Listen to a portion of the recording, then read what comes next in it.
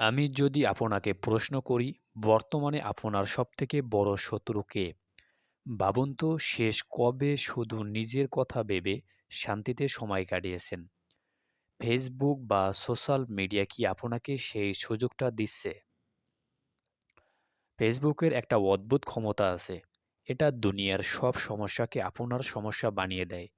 আপনার news feed ভরা থাকবে ট্রোল, তর্ক-বিতর্ক, অশ্লীলতা, রাজনীতি বা কারো জীবনের সুখ-দুঃখের গল্পে।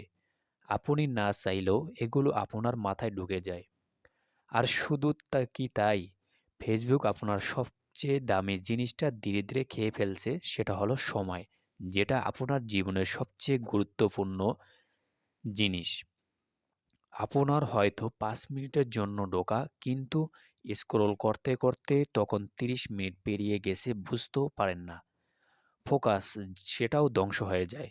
কাজের মাঝে ফেসবুক খুললে হঠাৎ একটা পোস্ট দেখলেন, সেটা নিয়ে ভাবতে শুরু করলেন।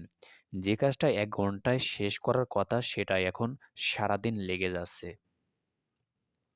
আর ঘুম, সেটা হলো যে অনেকেই রাতের বেলা ফোন নিয়ে শুয়ে ফেসবুক স্ক্রল করতে থাকেন। ঘন্টা পার হয়ে যায়, ঘুম আসে না। সকালে উঠে ক্লান্তি নিয়ে দিনভর মনোযোগহীনতায় ভোগে। এখন আপনি কি করবেন? ১ নাম্বার যে কাজটা আপনি করবেন সেটা হলো নিয়ম তৈরি করুন। ফেসবুক ব্যবহারে সময়ের একটা সীমা থাকা জরুরি। আপনি দিনে কতক্ষণ ফেসবুকে থাকবেন সেটা আগে থেকে ঠিক করে নিন। উদাহরণস্বরূপ বলা যেতে পারে, কাজের সময় বা পড়াশোনার মাঝে ফেসবুক থেকে দূরে থাকুন। সকাল বা রাতে স্ক্রল করার অভ্যাস থাকলে সেটা কমানোর চেষ্টা করুন। এক্সপার্টরা বলেন সোশ্যাল মিডিয়ায় প্রতিদিন ৩০ থেকে ৪০ মিনিটের বেশি সময় দিলে সেটা ক্ষতির দিকে নিয়ে যায়। দ্বিতীয় যে কাজটা করবেন সেটা হলো নির্দিষ্ট উদ্দেশ্য থাকুন। আপনার জীবনে ফেসবুকের ভূমিকা কী? এটা যোগাযোগের জন্য, কাজের জন্য নাকি শুধু বিনোদনের জন্য? এই প্রশ্নটা নিজেকে করুন।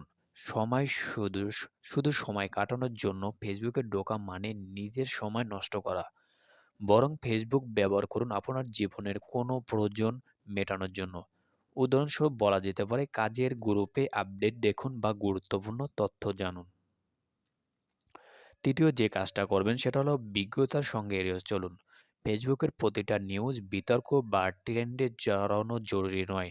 এসব দেখে যদি আপনার মন খারাপ হয় বা মানসিক চাপে বাড়ে, তাহলে সেগুলো এড়িয়ে চলুন।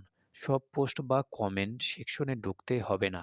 আপনার যা দরকার সেটুকু দেখুন, বাকিটা স্ক্রল না করাই ভালো। ৪ নাম্বার সেটা হলো ঘুমের সময় ফেসবুক নয়। রাতের বেলা ঘুমানোর আগে ফেসবুক স্ক্রল করলে আপনার ব্রেন বিশ্রাম নিতে পারে না। স্ক্রিনের আলো মস্তিষ্ককে সক্রিয় রাখে, যার কারণে ঘুম আসতে দেরি হয়। তাই ঘুমানোর অন্তত ১ ঘন্টা আগে ফোন সরিয়ে রাখুন।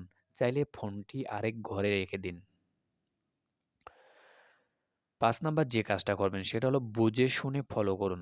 ফেসবুকে যাদের ফলো করেছেন তারা কি আপনাকে কোনো মানসিক শান্তি বা প্রেরণা দিচ্ছে?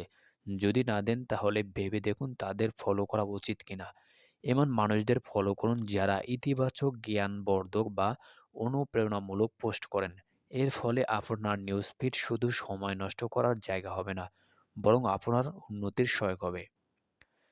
ফেসবুক আমাদের জীবনের অংশ হতে পারে, তবে পুরো জীবনের নয়। সময়, ফোকাস আর মানসিক শান্তি, এগুলো আপনার সবচেয়ে বড় সম্পদ। ফেসবুক বা সোশ্যাল মিডিয়া যেন এগুলো চুরি করতে না পারে। জীবনটা আপনার হাতে থাকুক, ফেসবুকের হাতে নয়।